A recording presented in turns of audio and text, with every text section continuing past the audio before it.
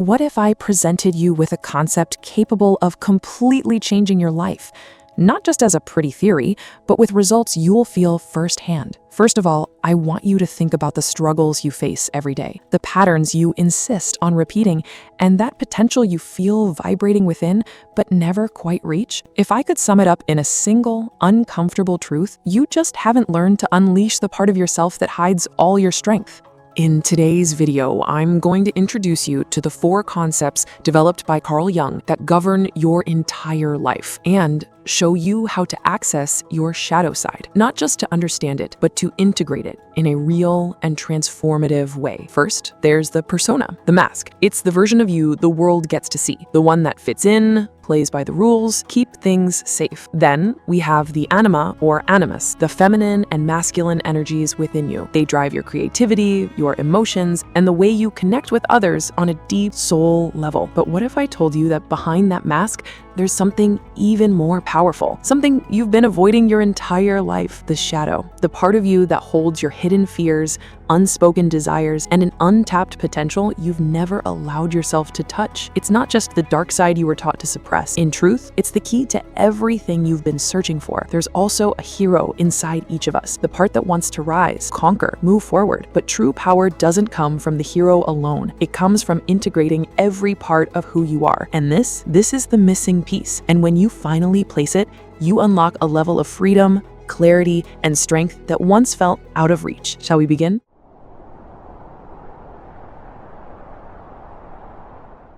We like to believe we know who we are, that we're in control, thinking our thoughts, choosing our actions, living with free will. But what if that's only partly true? Carl Jung believed that the human psyche is not a unified self, but a layered system shaped by both the conscious and the unconscious. And what we usually call identity is often just the tip of the iceberg, floating above vast, unexplored depths. At the surface is the conscious mind, the thoughts and intentions we're aware of, the version of ourselves we present to the world. This is the thin layer of ice we walk on daily, believing it's solid ground.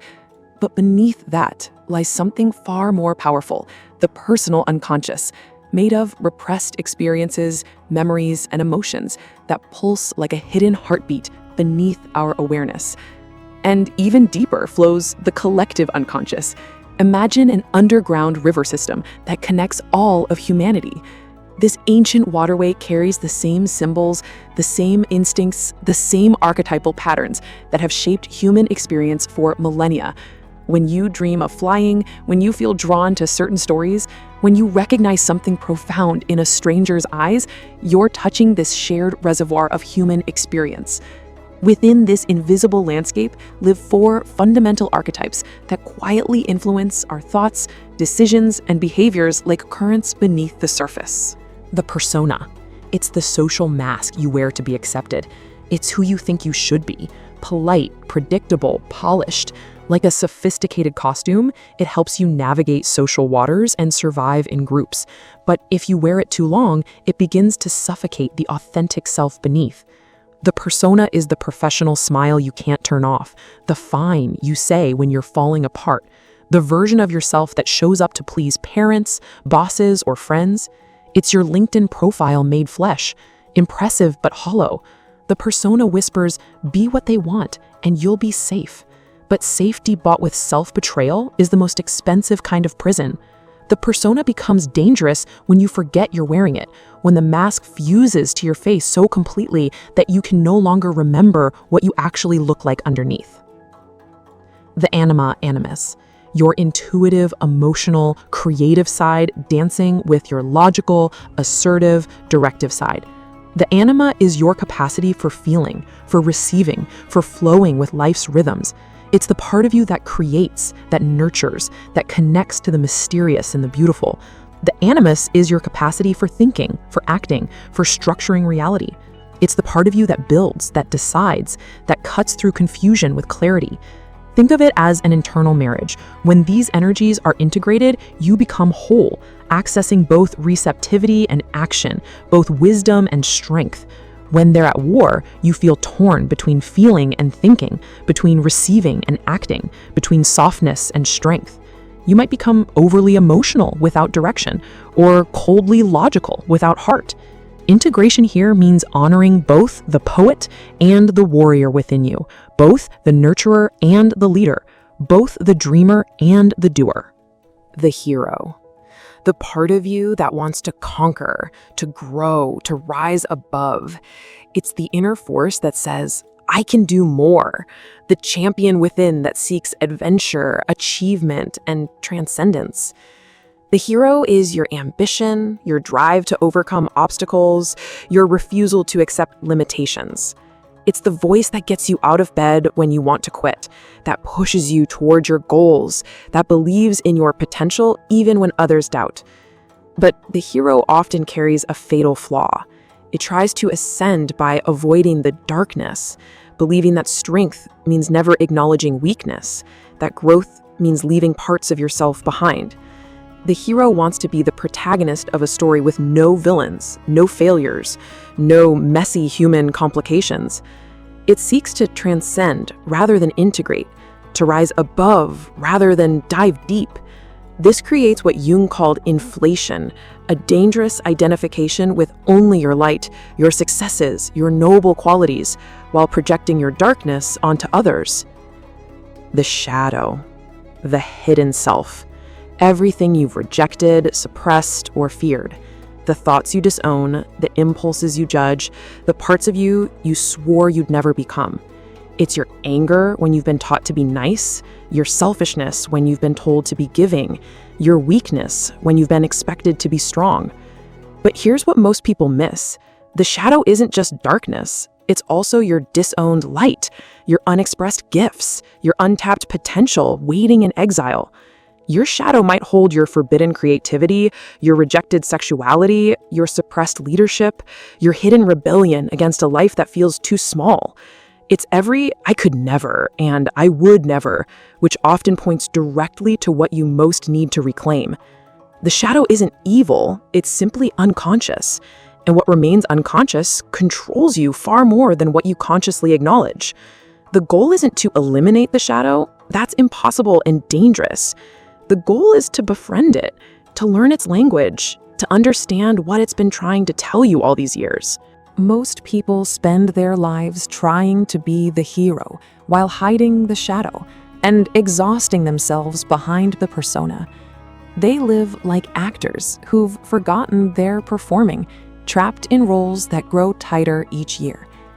But Jung taught us this: you cannot become whole by being only the light. You must also face what you've buried. And that's the real beginning of transformation. Not in becoming someone else, but in remembering all that you already are.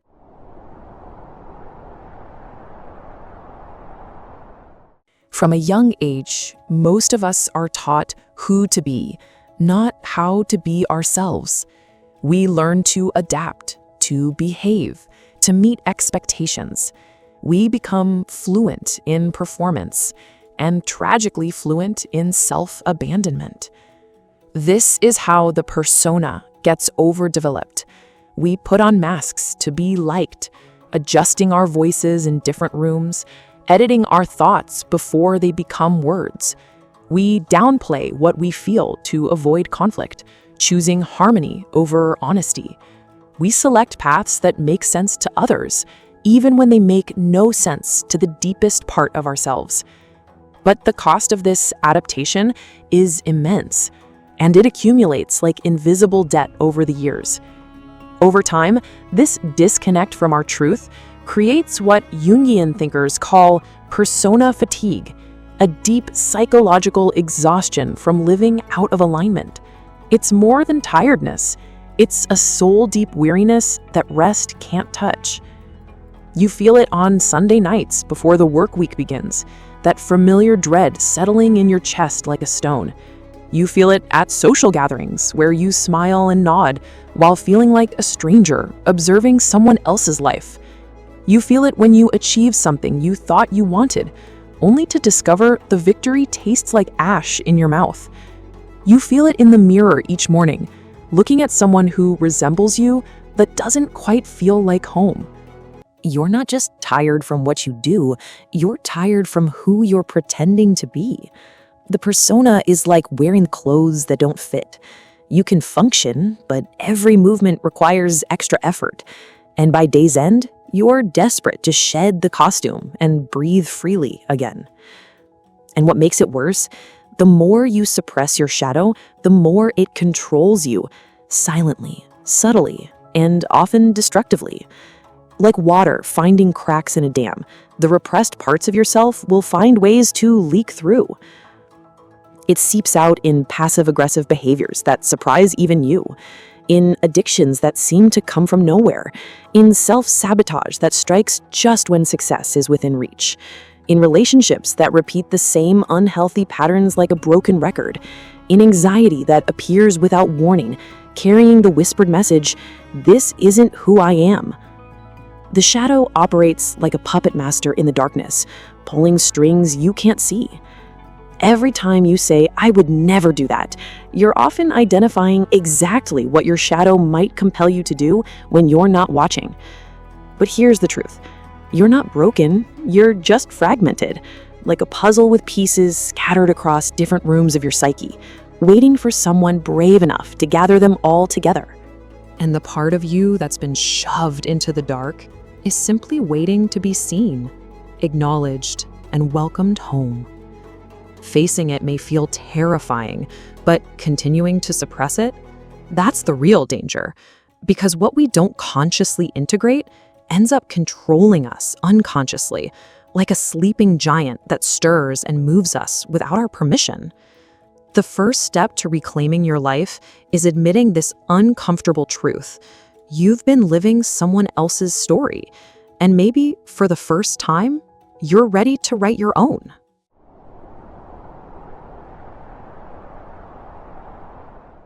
We live in a world that rewards performance and punishes honesty.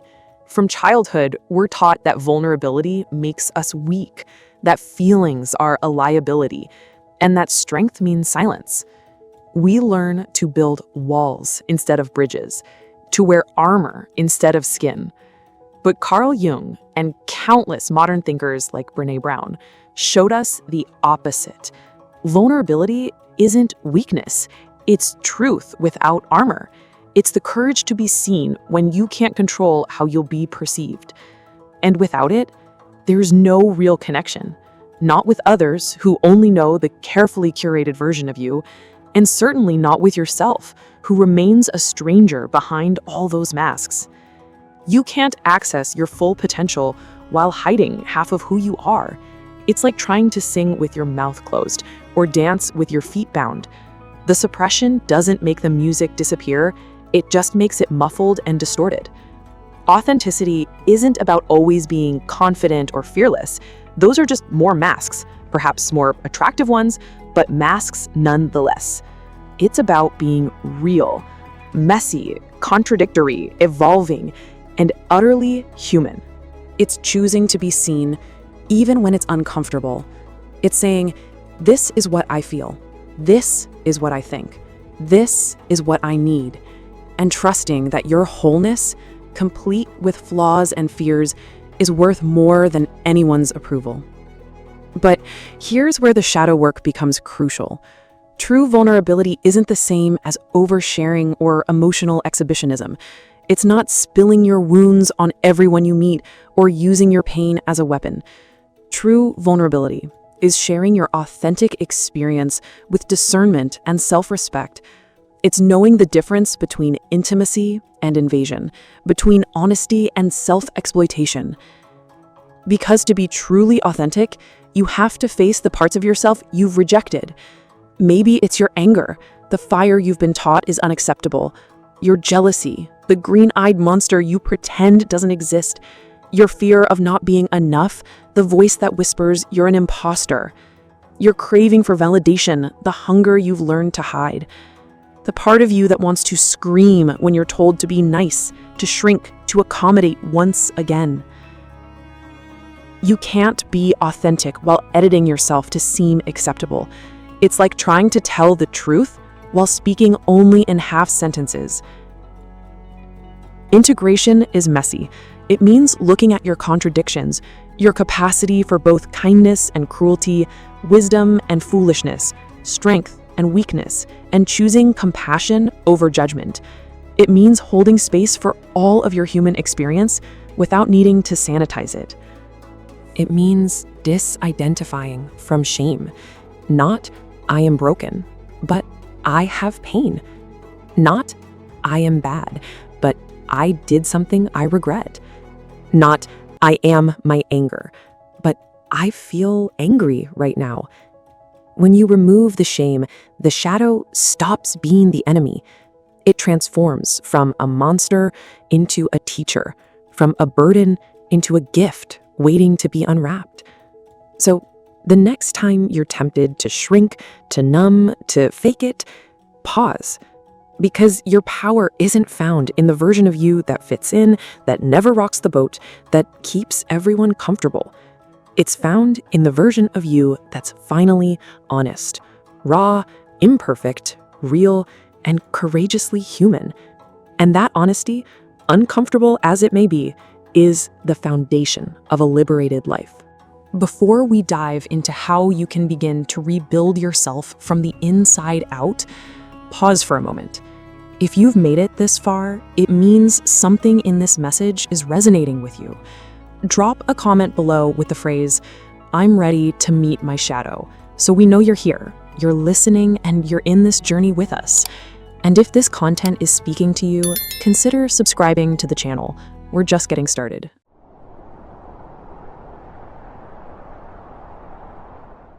We've talked about what the shadow is. We've talked about the damage it causes when ignored. But now, it's time to face it. This next part isn't about consuming more knowledge. It's about taking action. And it begins with a simple but powerful exercise that can fundamentally shift your relationship with yourself. Open your notes app or grab a journal. Create a private document titled Shadow Self. What you're about to do isn't just list making. It's cultivating what Jung called the objective observer. This is the part of your psyche that can witness your patterns without judgment, like a compassionate scientist studying the fascinating complexity of human nature. You're not creating this document to shame yourself or to feed the inner critic that already has too much power. You're creating it to reclaim yourself. In this sacred space, you're going to explore 3 dimensions. First, 5 characteristics of your shadow, traits you've been afraid to claim or acknowledge. Are you critical, controlling, overly sensitive, competitive, harsh, jealous, manipulative, prideful? These aren't flaws to be eliminated.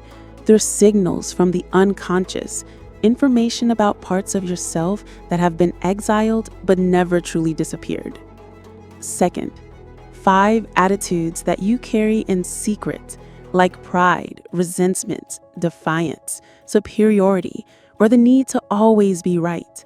These are the inner stances that don't match the version of yourself you show to others, the thoughts you think but would never say aloud, the judgments you passed but keep hidden. Third, 5 behaviors that you do in private or that you regret, habits you've judged, moments you've denied, instincts you've tried to suppress. Maybe it's the way you talk to yourself in the mirror, or how you act when no one is watching, or the patterns that emerge when you're stressed or triggered. And here's the crucial instruction. Don't filter, don't explain, don't justify, just write. Let the observer witness without the editor interfering. But now comes the revolutionary addition, something most shadow work misses entirely. After you've completed your dark shadow list, I want you to create a second list titled Golden Shadow. Because here's what Jung discovered that most people never learn. The shadow doesn't just hold your negative traits. It also holds your repressed positive potential, your disowned creativity, your hidden leadership, your untapped courage, your unexpressed genius. For your golden shadow list, write down 5 qualities you admire intensely in others, but don't believe you possess yourself. Maybe it's someone's fearless authenticity, their creative brilliance, their natural leadership, their emotional intelligence, their ability to command a room. The qualities that make you think, I could never be like that, or I wish I had that gift. This often reveals your own hidden light, the positive aspects of yourself that you've pushed into the shadow because they felt too big, too risky, or too threatening to your familiar identity. The very act of observing both your dark and golden shadows begins to change your relationship with them. You're no longer being unconsciously controlled. You're consciously engaging. You're not a victim of your patterns. You're a researcher of your own psyche. And something profound starts to happen. You feel lighter because you're no longer carrying the exhausting weight of secrets. You feel clearer because you're seeing yourself with honesty instead of illusion. You start seeing yourself not as good or bad, but as whole, a complete human being with both darkness and light, both wounds and gifts. That's the goal. Not perfection, not purity, wholeness. You might be surprised what starts to shift over the next few days. New dreams that feel significant, old emotions resurfacing to be processed, clearer thoughts about decisions you've been avoiding. Because once you make the conscious intention to see your shadow, it begins to rise to meet you. And don't be afraid of what you find. The shadow may look dark from a distance, but it's made of light that was once denied, power that was once rejected, and truth that was once deemed too dangerous to acknowledge.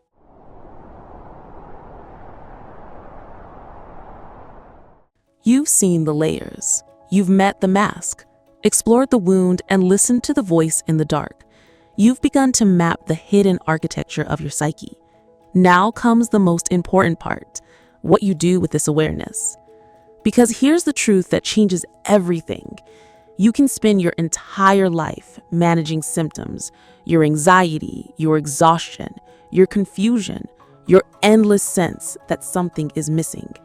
Or you can address the root, the part of you that's been silently screaming to be heard, acknowledged, and integrated. The shadow is not your enemy. It never was. But suppression is. Suppression is the real adversary, the force that keeps you fragmented, reactive, and living from defense instead of expansion. Every time you silence your truth, dismiss your needs, or shrink to make others comfortable, you reinforce a fundamental lie. That being fully yourself is unsafe, that expression is dangerous, that authenticity must come second to acceptance, that your wholeness is somehow a threat to the world around you. But the longer you live in this defensive mode, the more distant you become from your own power. You begin to move through life like a ghost, reactive rather than creative, cautious rather than courageous, disconnected from the source of your vitality. And that's why this integration work matters so profoundly. Because once your shadow is seen and accepted, you stop wasting enormous amounts of energy pretending to be someone you're not. You stop negotiating your worth based on external approval. You stop chasing success to prove your existence or accumulating achievements to fill the void where authentic self-love should live. You start living from alignment, not effort. Imagine the difference between a sailboat and a rowboat. The rowboat fights against the current, exhausting itself in constant struggle, making slow progress through sheer force of will. The sailboat learns to work with the wind, sometimes adjusting direction, sometimes waiting for the right conditions, but ultimately harnessing natural forces rather than fighting them. When you live from alignment, you become the sailboat. When you live from suppression, you're forever rowing against the current of your own nature. You'll notice the shift in small ways first. You feel less strained after conversations because you're not performing. You stop over-explaining yourself because you're not defending against your own truth. You begin to trust your instincts again because you're not constantly second-guessing your authentic responses. You say no without guilt because you honor your boundaries. You say yes without fear because you trust your discernment. And then the shift becomes bigger, more profound. You begin to make decisions not from survival mode, not from fear, scarcity, or the need to prove yourself, but from self-respect, from a deep knowing of who you are and what you're here to contribute. You no longer seek approval because you've already given it to yourself. You no longer fear rejection because you're no longer rejecting yourself. This is the difference between a life of control and a life of expansion. Control tries to manage outcomes, suppress emotions, and maintain a carefully constructed image. Expansion trusts the process, honors the full spectrum of human experience, and allows your authentic nature to unfold. But to live this way, you must make a choice, not once, but daily, sometimes hourly. You can choose courage or you can choose comfort. You cannot have both. Let me expand on this profound truth because it holds the key to everything we've been exploring. Comfort is the domain of the persona. It seeks safety, predictability, and approval. It wants to maintain the status quo, avoid conflict, and keep everyone happy. Comfort whispers, don't rock the boat. Don't stand out. Don't risk rejection. It's the voice that says, maybe tomorrow I'll be brave. But courage is the domain of the integrated self, the unified hero and shadow, the complete human being. It seeks truth, wholeness, and authenticity, even when it's uncomfortable, especially when it's uncomfortable. Courage says, I will be real, even if it costs me. I will honor my truth, even if others don't understand. I will embrace all of who I am, even the parts that scare me. Every day, you face this choice. Which archetype will you feed? Will you nourish the part of you that stays small and safe, or the part of you that dares to be whole? That choice doesn't happen just once in some dramatic moment. It happens in the mundane moments, in conversations where you could speak your truth or stay silent, in boundaries you could set or avoid, in dreams you could pursue or postpone. Every moment is an invitation. Will you betray your authentic self for temporary comfort, or will you embody your truth for lasting freedom? And now that you've seen what's possible, now that you've glimpsed the architecture of your own psyche and felt the stirring of integration, which one will you choose? If you've made it all the way here, it's because something in this message was meant for you. You needed to hear this. And now that you've found our channel, don't stop here. Take a look at our latest video, Stop Caring, Start Living. Give yourself a little peace to understand why the real problem is that you care too much about everything and everyone around you, and how that's been draining your spirit more than you realize. And if you haven't subscribed yet, consider doing so you don't miss any of the videos we create to guide you back to yourself. Until next time, take care of your mind, your soul, and your truth. You're not alone on this path. Not anymore.